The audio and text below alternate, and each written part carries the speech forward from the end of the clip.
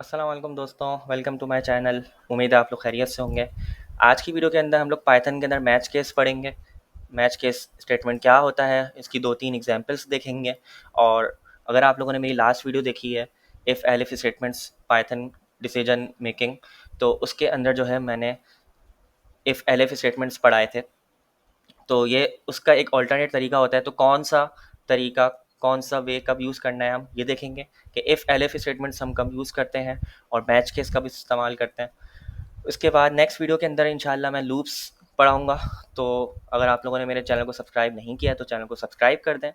और last video अगर नहीं देखी है तो if elif statement control flow decision making in Python, तो ये सारी इसमें मैंने इफ़ एलिफ स्टेटमेंट्स पढ़ाए हैं, इफ़ एल्स एल्स पढ़ाया है।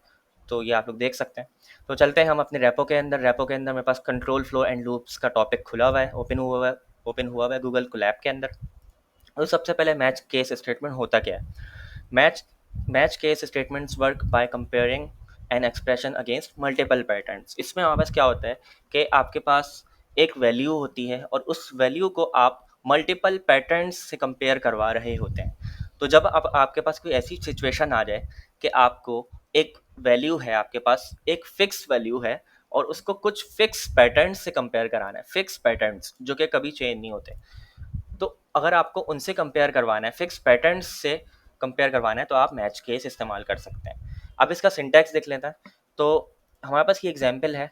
इस एग्जाम्पल को स्किप करते हुए, ये एग्जाम्पल मैंने यहाँ पे कॉपी वी एस कोड में कर दी है, लेकिन इस एग्जाम्पल से मैं स्टार्ट नहीं करूँगा।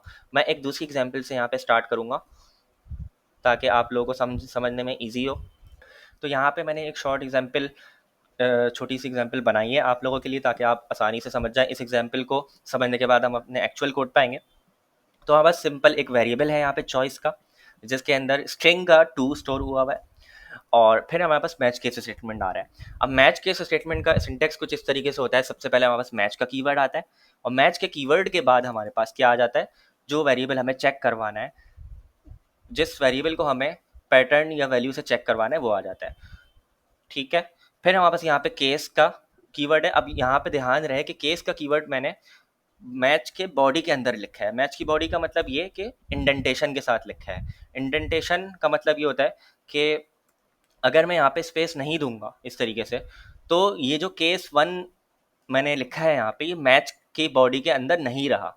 क्योंकि पाइथन हम लोग लिख रहे हैं तो पाइथन में हमें इंडेंटेशन का ख्याल रखना होता है। अगर हमें कोई चीज़ किसी किसी फंक्शन या किसी कीवर्ड की बॉडी के अंदर लिखना है तो वो कोड हमारा इंडेंटेशन के साथ आएगा। ठीक है। अब मुझे ये केस मैच के अंदर लिखना है तो मुझे यहाँ पे 4 स्पेसेस देने पड़ेंगे।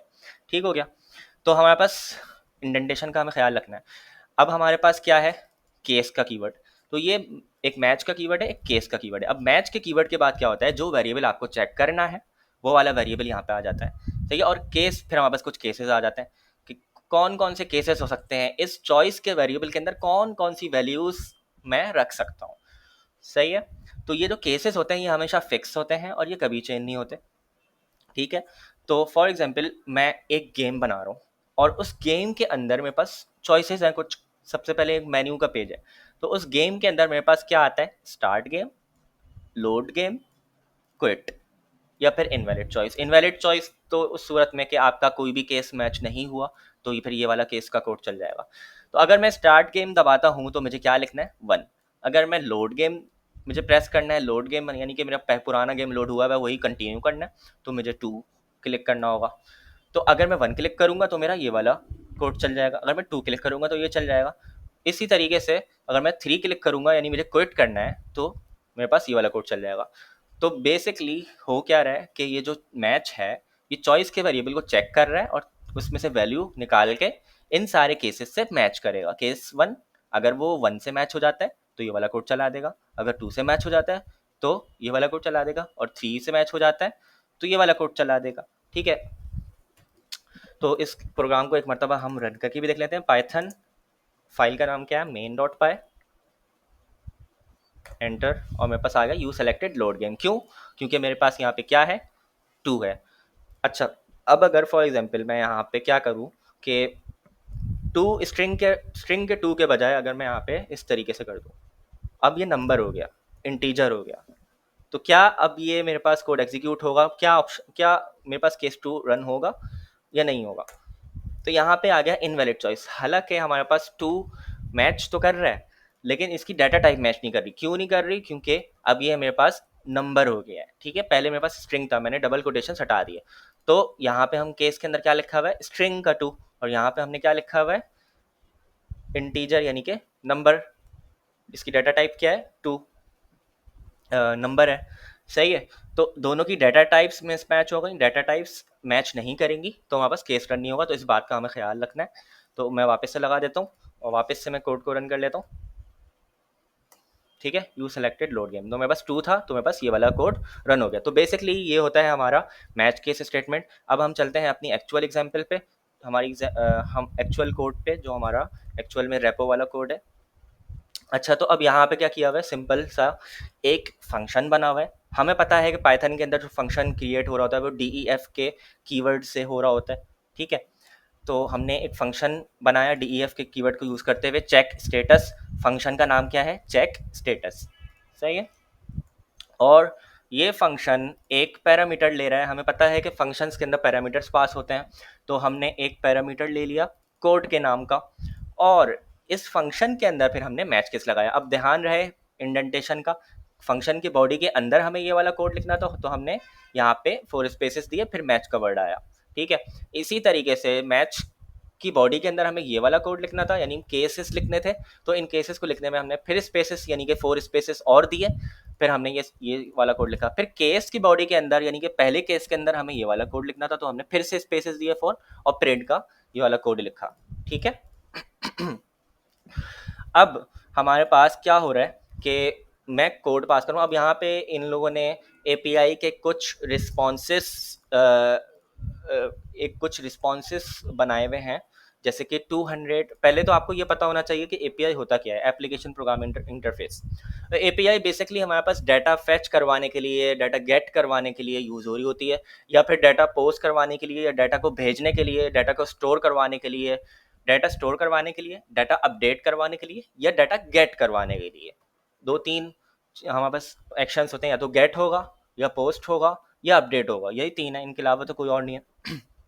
तो इन तीनों सूरतों में आपके पास क्या यूज़ हो रहा होता है कि अगर आपको किसी थर्ड पार्टी या किसी एंड पॉइंट से डाटा गेट करवाना है, कहीं किसी और सोर्स से गेट करवाना है डाटा, तो आप क्या कर सकते हो, API यूज़ कर सकते हो। पोस्ट करवाना है तो आप API यूज़ कर सकते हो। तो जब हम डाटा गेट कर रहे होते हैं, तो गेट करते हुए हमारे पास डाटा जब गेट होके आता है, तो उसके साथ हमें कुछ रिस्पॉन्स मिलता है, रिस्पॉन्स कोड आते हैं कुछ। वो कोड्स क्या होते हैं कि वो बताते हैं कि भाई आपने जो रिक्वेस्ट की है, आपने जो डाटा मंगवाया है, वो डाटा आपके पास जो है सक्सेसफुली आया या नहीं आया। तो उसके कुछ कोड्स होते हैं। 200 आता है तो मतलब ओके, सक्सेस हो गया, कोड आ गया, आपके पास डाटा आ गया। 400 आ गया तो बैड रिक्वेस्ट, यानी कि आपने जो डाटा मंगवाया है, उसमें आपने जो रिक्वेस्ट की है, उसमें कुछ जो आपने आईडी भेजी है, ये तो उसमें कुछ इशू हो गया है और डाटा सही से नहीं आ पाया, और हमारा डाटा सही से फैच नहीं होके आया, सही है, तो बैड रिक्वेस्ट। और इसी तरीके से नॉट फाउंड, अगर आपने कोई डाटा मंगवाया, फॉर एग्जांपल हमारे पास कुछ स्टूडेंट्स हैं और स्टूडेंट्स का हमें डाटा चाहिए। तो अब मैं चाहता हूँ कि मुझे अहमद का डाटा चाहिए। तो मैंने क्या किया कि अहमद का नाम भेजा, और मैंने API को बताया कि भाई, अब मैंने अपने एप्लीकेशन को बताया कि मुझे अहमद का डाटा ला के दे दो। तो अहमद हमारे स्कूल में एग्जिस्ट ही नहीं कर रहा है, अहमद तो कोई स्टूडेंट ही नहीं है मेरे स्कूल में। तो API मुझे क्या बोलेगी कि भाई, आपने जो अहमद का डाटा लाने बोला है, वो अहमद एग्जिस्ट ही नहीं कर रहा है, हमारे पास उसका डाटा है ही नहीं, तो नॉट फाउंड आ जाएगा। तो ये कुछ हमारे पास रिस्पॉन्सेज होते हैं, जो API के रिस्पॉन्सेज होते हैं। जब आप डाटा फैच कर रहे हो, तो डाटा पोस्ट कर रहे हो, तो डाटा भेज रहे होते हो, या डाटा अपडेट कर रहे होते हो, तो उसमें कुछ ये रिस्पॉन्सेज आ रहे होते हैं। और सिर्फ ये नहीं होते, इनके अलावा यहाँ पे तो सिर्फ 3 की एग्जाम्पल दी हुई है। तो ये एक हमारे पास API का रिस्पॉन्स मिमिक किया है इस कोड में, छोटा सा, जो हमारा मैच केस का कोड है। और बेसिकली हो क्या रहा है कि इन्होंने एक फंक्शन बना दिया, फंक्शन के अंदर मैच केस स्टेटमेंट है। मैच केस स्टेटमेंट्स में केसेस के अंदर हमारे पास कुछ API के रिस्पॉन्सेज आ गए। अब ध्यान रहे, ये स्ट्रिंग नहीं है, ये नंबर है।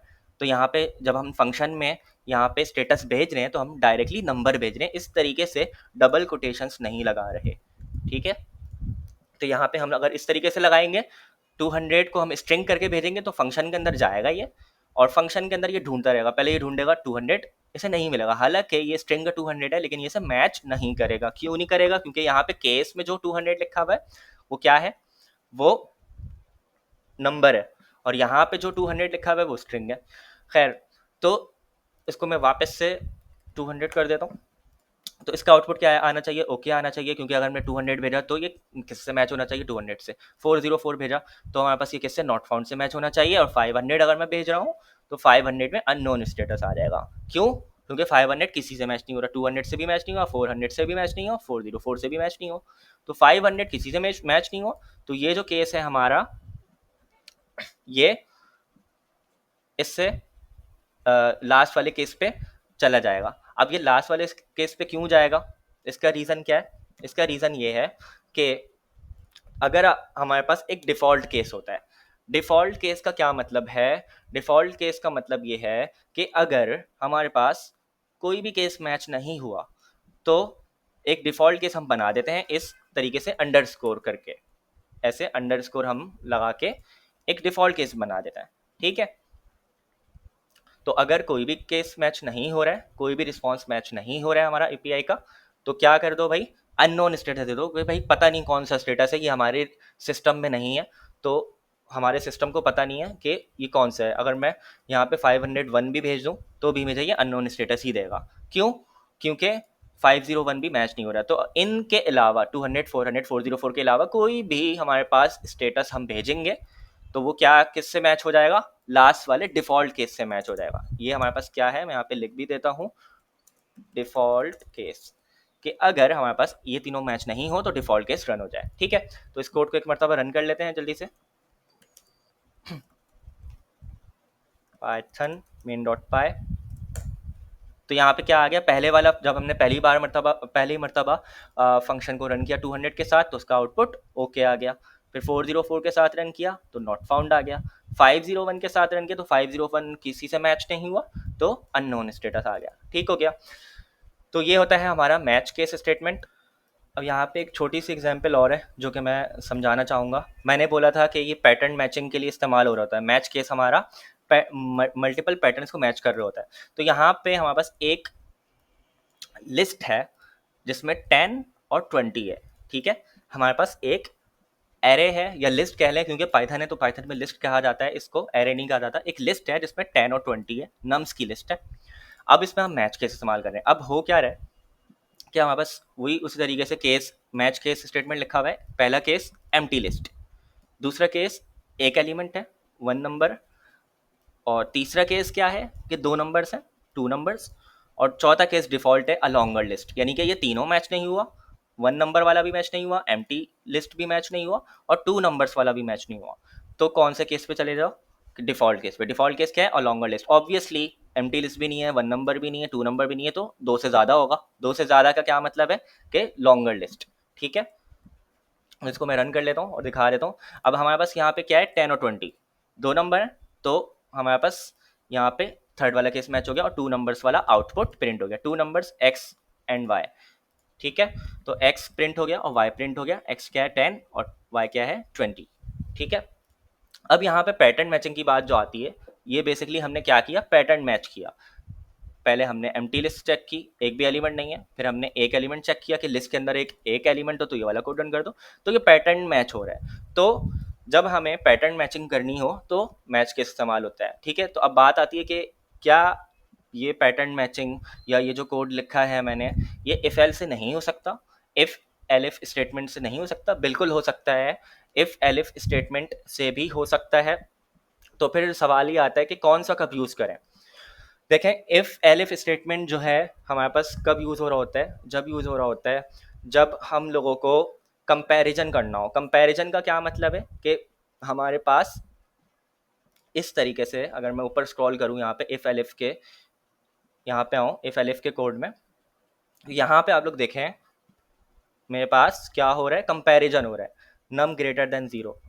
सही है, तो जब आपको कंपैरिजन करना हो तो आप इफ एलिफ स्टेटमेंट इस्तेमाल कर सकते हो। कॉम्प्लेक्स कंपैरिजन्स हैं, हमारे पास लॉजिकल कंपैरिजन हो रहा है वेरिएबल्स, और हमें less than equal to, greater than equal to, percent, modulus, ये सारे कंपैरिजन हमें करने हैं। मॉड्यूलस ऑपरेटर करना है और डिफरेंट टाइप्स ऑफ ऑपरेटर्स करना है, इस्तेमाल करने हैं, तो आप इफ एलिफ स्टेटमेंट इस्तेमाल करोगे। ठीक है, इस तरीके से आपको कोई कैलकुलेटर बनाना है तो आप इफ एलिफ स्टेटमेंट। वैसे इस सूरत में हमें क्या बेहतर, क्या चीज़ बेहतर है, क्योंकि प्लस माइनस मल्टीप्लाई डिवाइड हमारे पास हमेशा फिक्स रहते हैं। तो इस केस में हम इस सिचुएशन में हमारे पास हमें क्या यूज़ करना चाहिए, केस स्टेटमेंट इस्तेमाल करना चाहिए। क्यों? क्योंकि case statement, match case statement क्या कर रहा होता है, फिक्स्ड वैल्यूज से कंपैरिजन करवा रहा होता है, ऐसी वैल्यूज जो हमेशा फिक्स्ड रहेंगी। जैसे मैंने अभी दिखाया आप लोगों को एपीआई का रिस्पॉन्स, तो ये एपीआई का रिस्पॉन्स कुछ स्टैंडर्ड है, हमेशा फिक्स रहता है। 200 हमेशा ओके होगा, 400 बैड रिक्वेस्ट होगा, 404 हमेशा नॉट फाउंड होगा, ये स्टैंडर्ड है, तो ये कभी चेंज नहीं होंगे। तो इसी तरीके से ये वाली एग्जाम्पल में भी प्लस माइनस मल्टीप्लाई डिवाइड क्या बेहतर है कि आप लोग स्विच केस इस्तेमाल करें। तो स्विच केस कब इस्तेमाल होगा, जब आपके पास फिक्स पैटर्न हो, जैसे मैंने पैटर्न दिखाया है यहाँ पे, फिक्स पैटर्न है तो इस्तेमाल हो सकता है, या फिर कोई वैल्यू है जो फिक्स है तब इस्तेमाल हो सकता है। जैसे यहाँ पे केस वन, मैं गेम जब बना रहा था तो मुझे पता है मेरा गेम के अंदर हमेशा 1 जो ऑप्शन होगा वो स्टार्ट गेम होगा, 2 ऑप्शन लोड गेम होगा। तो जब मैच केस स्टेटमेंट हम कब इस्तेमाल करेंगे, जब हमारे पास फिक्स ऑप्शंस हो, फिक्स वैल्यूज हो, या कोई फिक्स पैटर्न हो।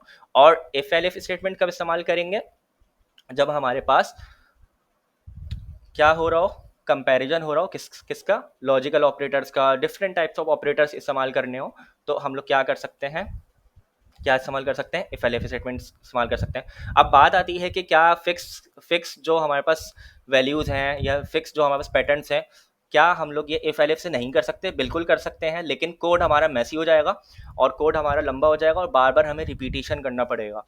तो इसलिए हम लोग जो है, जब फिक्स वैल्यूज़ की या फिक्स पैटर्न की और डिफरेंट पैटर्न्स मैच करने की बात आती है, तो हम लोग मैच केस इस्तेमाल कर रहे होते हैं। ठीक है, हाँ, इफ एलिफ से भी कर सकते हैं, लेकिन रीडेबिलिटी के हिसाब से हम लोग किस पे जाते हैं, मैच केस स्टेटमेंट पे आते हैं, जब हमारे पास कहाँ क्या बात आती है, क्या सिचुएशन आती है, फिक्स वेरिएबल्स या फिक्स वैल्यूज पे बात आती है। ठीक है, फिक्स पैटर्न्स पे या डिफरेंट टाइप्स ऑफ पैटर्न्स हमारे पास आ जाते हैं, तो हम मैच केस पे जाते हैं। क्यों? क्योंकि हमारे पास ज़्यादा कोड रीडेबल हो जाता है और कोड रिपीटिशन नहीं हो रहा होता है, कोड मैसी नहीं होता, एक तरीके से ऑर्गेनाइज रहता है। ठीक है, तो ये थी हमारी वीडियो, आज की वीडियो मैच केस स्टेटमेंट पे। आई होप आप लोगों को पसंद आई होगी और समझ आया होगा मैच केस स्टेटमेंट क्या होता है, स्पेशली जो लोग बिगनर्स हैं उनके लिए बहुत हेल्पफुल रही होगी, आई होप। और नेक्स्ट वीडियो के अंदर इंशाल्लाह हम लोग लूप्स पढ़ेंगे, तो stay tuned, subscribe to my channel, और मिलते हैं नेक्स्ट वीडियो में। अपना ख्याल रखें, अल्लाह हाफिज़।